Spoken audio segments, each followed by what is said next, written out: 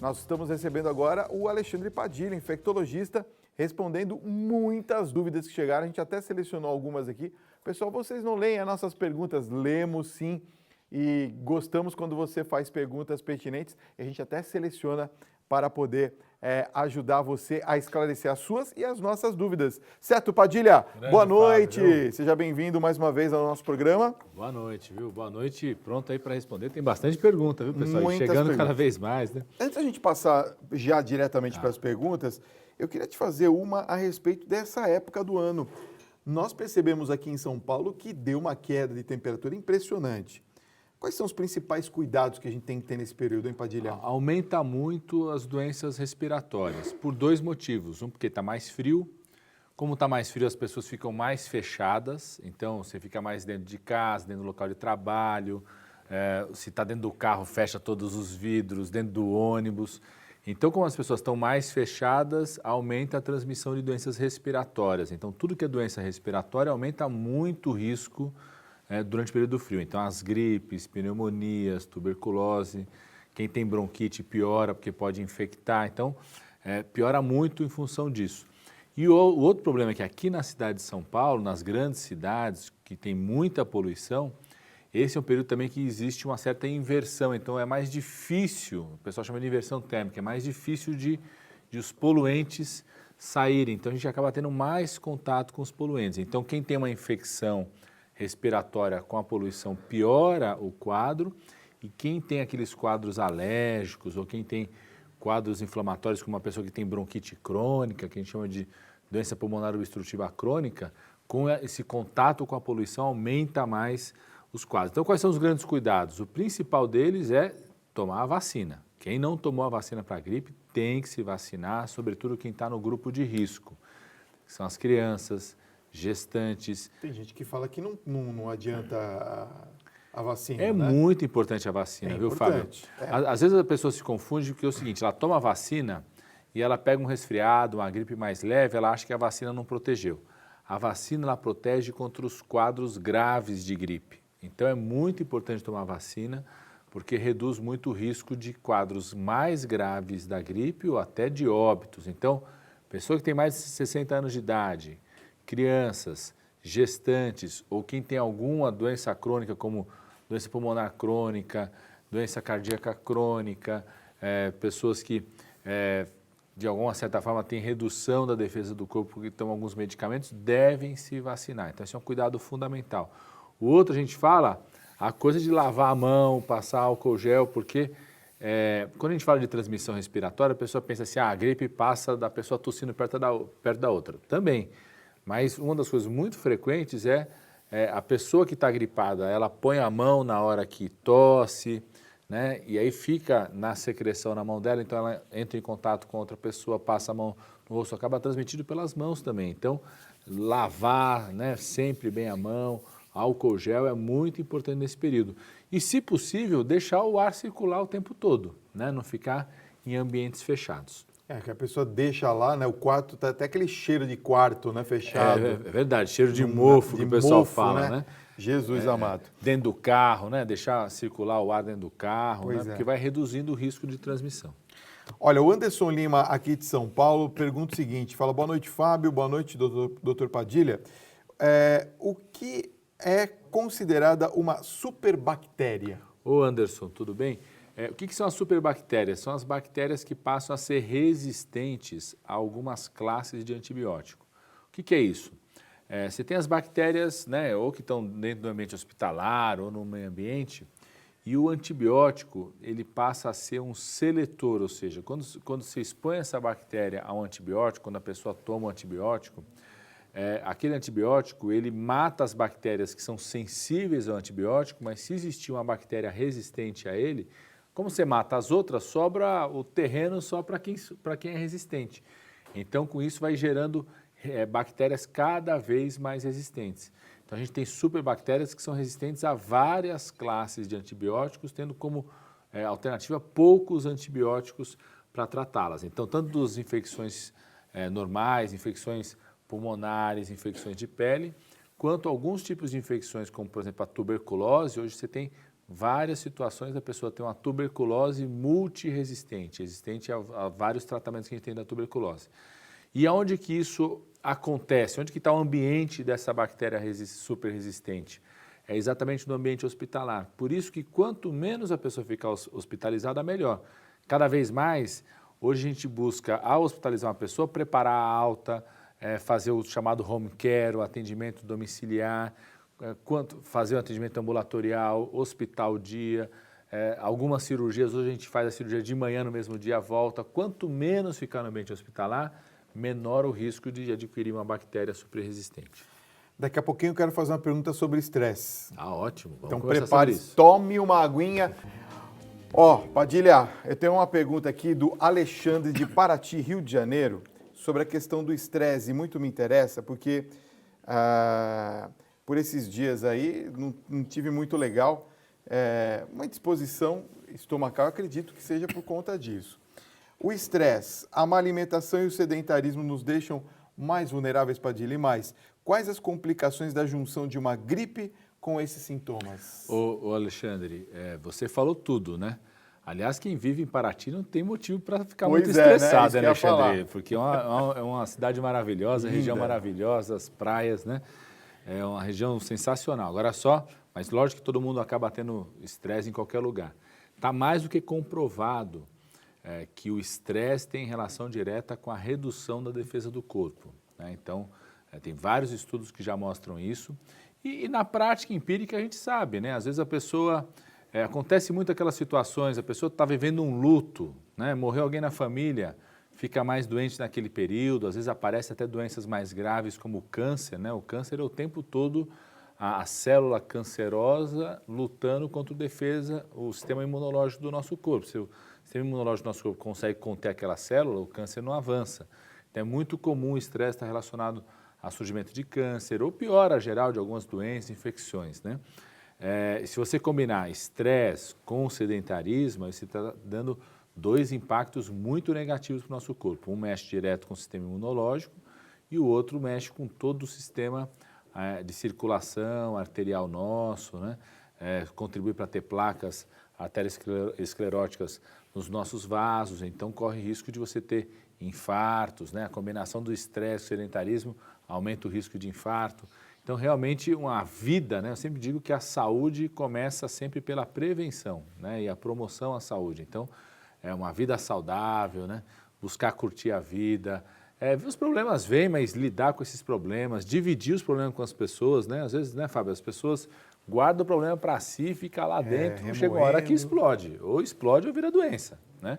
Então, dividir isso com as pessoas, conversar com amigos, se você frequenta uma religião, conversar um pouco sobre isso na religião onde você frequenta, conversar com a família, com o médico, se abrir para o médico. Ô, doutor, eu vim aqui falar hoje sobre estresse, né?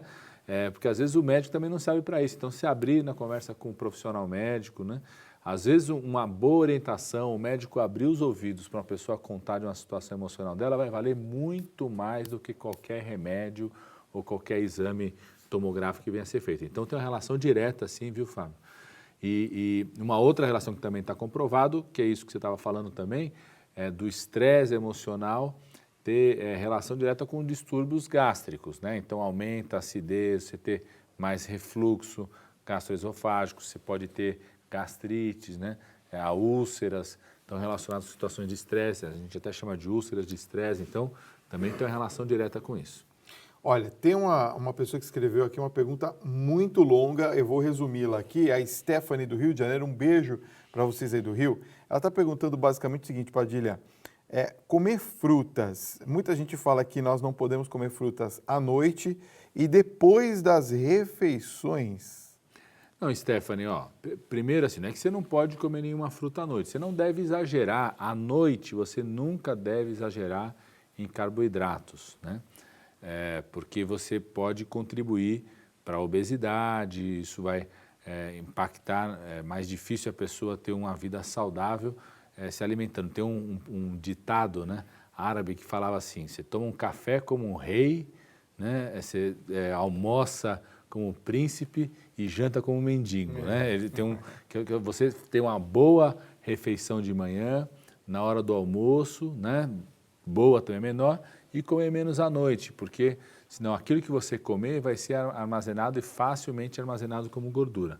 Então não é que não pode comer fruta, você não deve exagerar, não só nas frutas quanto nos carboidratos, né? E também não exagerar em frutas muito cítricas, muito ácidas. Você comer meio abacaxi à noite antes de dormir, provavelmente você vai ter um pouco de queimação durante a noite, então também não é bom comer isso. Agora, o ideal é sempre, né, dividir, né, os japoneses, né? O Japão, viu, Fábio, é o país mais magro do mundo. Ah, é? Né? Onde tem a menor taxa de obesidade no mundo inteiro é o Japão. E eles falam que você tem que comer igual a garça azul, que é um pássaro que tem lá. Que é um pássaro que tem um bico bem comprido, bem fininho, que fala que a garça azul ela come várias vezes ao longo do dia, em pequenas quantidades sempre, né? Então, a alimentação japonesa são vários pratos ao longo do dia, vários momentos, parar para comer, né? Porque às vezes a pessoa come naquela correria. Fizeram uma pesquisa nos 10 países mais magros do mundo, 3 características. Primeiro, tem muito transporte coletivo ou bicicleta, então essa coisa do sedentarismo, né? As pessoas se deslocam para trabalhar, para estudar, para ir visitar um parente. Já é um exercício, né? Já é um exercício. Segundo, as pessoas gostam de comer e param para comer. Essa coisa de você parar uma hora para comer, parar com a família, cultiva a ideia de ter sempre um grande almoço com a família, ou no domingo ou no sábado, onde fica 2, 3 horas, o pessoal conversando, tem prazer por comer. Isso é um hábito muito positivo durante o dia, parar para comer, ter uma hora para comer, comer junto com os amigos, conversar um pouco sobre isso. E terceiro, são países que mantêm os seus pratos tradicionais, né?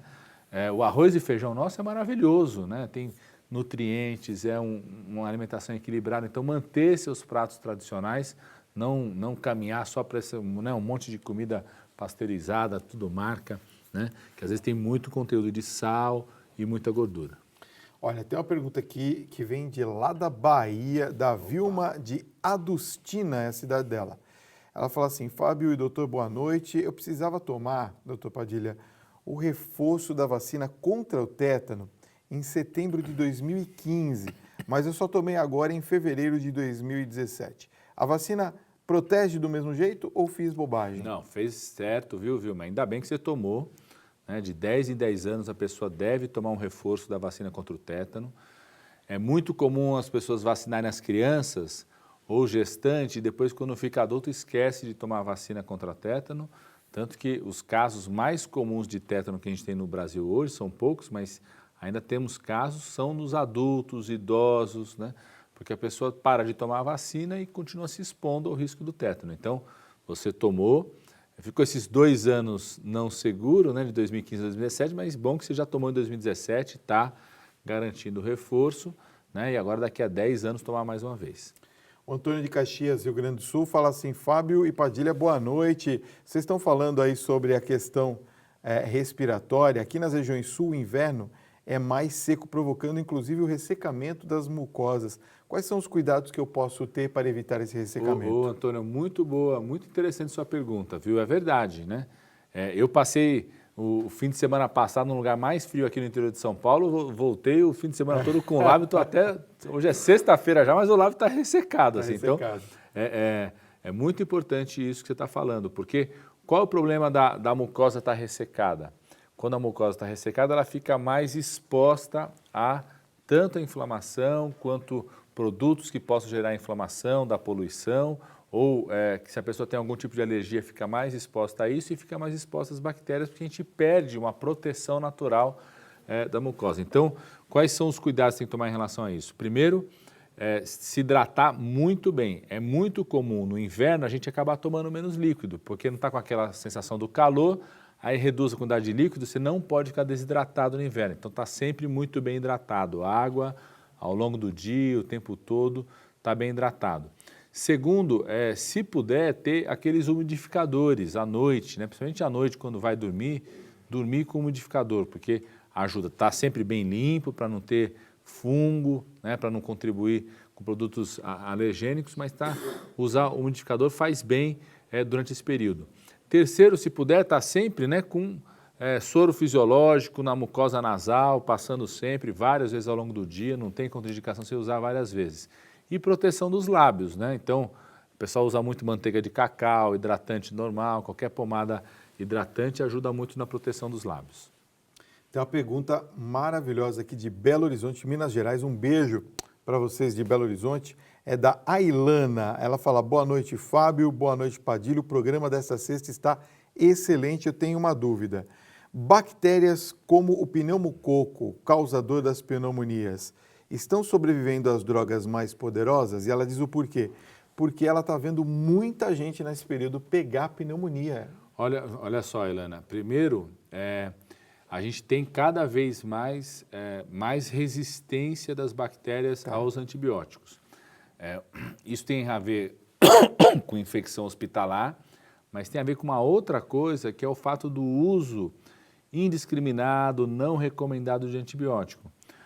Isso vai fazendo com que vai começando a ter uma seleção natural de bactérias cada vez mais resistentes. Então, o pneumococo é um tipo das bactérias que cada vez mais vai adquirindo mais resistência. Não é daqueles que está mais resistente, não. Tem outras bactérias que adquiriram mais resistência do que o pneumococo. Ainda a gente fala que é relativamente simples o tratamento, né? Ainda é um tipo de bactéria ambiental, que tem pouca resistência. Os antibióticos que a gente pode utilizar ainda são antibióticos relativamente simples, mas ela gradativamente vai aumentando a resistência. A outra coisa é o seguinte, cada vez mais a gente faz outros tipos de diagnóstico de pneumonia, bacteriana também, só que a gente chama de pneumonias atípicas, que são causadas por outras bactérias diferentes do pneumococcus. Então, clamídia, tem outros tipos de bactérias que causam esse quadro de pneumonia atípica. Então, às vezes, quando a pessoa fala, tive pneumonia, não necessariamente foi uma pneumonia por pneumococo, pode ter sido por outro tipo de bactéria, né? Então, por isso que, às vezes, o pessoal identifica que aumenta cada vez mais os episódios de pneumonia. E o terceiro é que as pessoas estão diagnosticando mais, o que é bom também, diagnosticar e tratar de forma correta. Olha, uma pergunta muito bacana é da Débora aqui de São Paulo. Ela fala assim, boa noite, Fábio, boa noite, Padilha. Quais são os cuidados que eu tenho que ter com a inversão térmica e o que ela de fato causa no meu organismo? Ouvi dizer que pode levar a óbito. Débora, é exatamente isso que a gente estava falando. O que é inversão térmica, né? Como está mais frio, porque você tem o ar que a gente respira aqui, né, na altura onde a gente vive, quando você tem no período do verão, esquenta o solo, né, esquenta rapidamente esse ar sobe, né, vai empurrando o ar frio que está lá em cima e vai descendo, né, que é a circulação de ar. No inverno, como está mais frio, o aquecimento desse ar é mais lento. Então, o ar de poluição, sobretudo a poluição dos gases emitidos pelos carros, está mais presente. Então, no inverno, a gente tem, os poluentes estão mais próximos da gente, né, onde a gente anda nas cidades. Então, cidades como São Paulo têm esse fenômeno da inversão térmica nesse período, que pode levar a quadros respiratórios graves, né?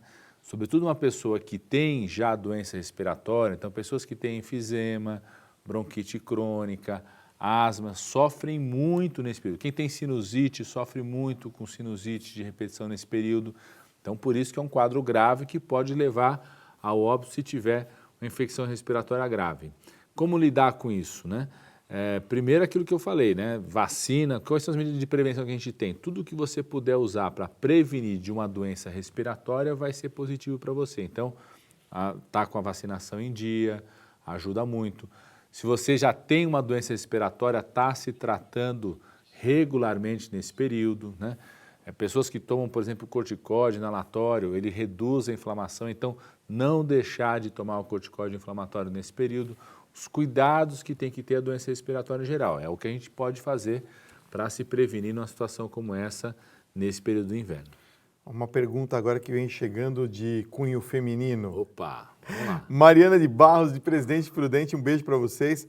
Ó, Fábio, pergunta para o Padilha quanto tempo dura uma bactéria em um alicate de cutícula? Olha só, viu? Ô Mariana, depende da bactéria, né? Depende muito da bactéria. Depende de como que você vai fazer a limpeza, a lavagem, a desinfecção, né? Depende da bactéria. Tem bactérias que existem mais, bactérias que existem menos, né? É muito raro você ter uma infecção, não é tão comum você ter uma infecção bacteriana, ou seja, a pessoa usou alicate, tinha alguma bactéria na pessoa, passou o alicate para outra, é raro, é relativamente raro isso. que é mais comum? Todo mundo tem bactéria na pele, a gente tem as bactérias na pele, né? Nossa pele tem várias bactérias que colonizam a nossa pele. Então, o que é mais comum, às vezes você tem uma lesão, vai lá o alicate, mexe na unha, faz uma lesão, não fechou direito, aí ele é colonizado por essas bactérias e pode infectar, né? Agora, uma coisa que todo mundo tem que se preocupar em relação ao alicate, não deve usar alicate de outra pessoa, é em relação ao vírus da hepatite B e da hepatite C. Não é bactéria, são vírus, aí dura muito, o vírus da hepatite B tem a capacidade de durar por muito tempo, em alicate, em produtos, em materiais médicos, materiais odontológicos, né? E o vírus, e também tem bastante relação entre a pessoa ter hepatite C e transmissão por esses materiais. Então, por isso que a gente sempre recomenda, vai na manicure, né? Tá indo no salão, levar o seu próprio material. Se você conhece como que é feito o processo de desinfecção, de esterilização, tudo bem, mas o ideal é sempre você levar o seu material para que o salão de manicure possa utilizar o material que é seu, que você tem certeza que é seu, que não foi utilizado por outra pessoa. Muito bem. O Thales, de Parnamirim, no Rio Grande do Norte, pergunta o seguinte: fala, Fábio e Padilha, boa noite. Olha, uma pessoa da minha família, Padilha, está com hanseníase e não sabemos como que ela pegou essa doença. Nós corremos o risco de pegar também vivendo na mesma casa? Olha, Thales, primeiro uma coisa boa, que a gente tem um tratamento muito eficaz para hanseníase. A hanseníase é aquilo que o pessoal chamava de lepra, né? Hoje tem tratamento, quando faz o diagnóstico precoce a pessoa fica sem qualquer tipo de sequela. Então, a primeira coisa mais importante é todo mundo dar apoio a essa pessoa da sua família que está com hanseníase, para ela tomar os medicamentos. É um período relativamente prolongado o tratamento, mas trata muito bem e não tem risco. Como que é a transmissão da hanseníase? A hanseníase não transmite se você abraçar a pessoa, se você beijar a pessoa, se tiver contato, apertar a mão, né, conviver no mesmo espaço, né? A hanseníase tem transmissão respiratória. Então, qual que é o risco? Uma pessoa que convive por muito tempo, muitas horas do dia, fica sempre no ambiente fechado, convive na mesma casa, uma convivência frequente, tem o risco de transmissão para a família. Por isso que sempre quando a gente identifica uma pessoa que tem hanseníase, obrigatoriamente o serviço de saúde investiga toda a família que mora com ela. Então, se essa pessoa mora com vocês, certamente vocês já devem ter sido questionados pelo serviço de saúde. Se não, o serviço de saúde tem obrigação de ver se alguém, né, que mora com essa pessoa tem algum sinal ou sintoma que pode ser hanseníase. Se tiver, o diagnóstico é fácil e o tratamento também é muito eficaz. Só para a gente entender, aquelas máscaras, sabe, tipo de enfermeiro, elas servem de alguma coisa ou não? Elas servem, mas no caso da hanseníase não precisa utilizar, né? E quando começa a tratar também, já consegue, quando inicia o tratamento, já tem uma capacidade de controle muito grande. Não está indicado a pessoa ficar utilizando a máscara, porque é um contato prolongado. Então, provavelmente, se teve transmissão, foi antes de começar a tratar, né? Então, antes de ser feito o diagnóstico. Por isso que é necessário avaliar o conjunto da família. Se o conjunto da família não tiver sinal e sintoma, podem ficar tranquilos em relação a isso. Padilha, obrigado mais uma vez. Ô, Fábio, respondemos bastante hoje, hein? Bastante coisa. Foi bom hoje. Demais, trabalhou bastante. E vamos perguntar mais, viu, pessoal? Pode perguntar à vontade aí. Bom final de semana para você, Pra viu? você também, viu, Fábio? Para todo mundo aí.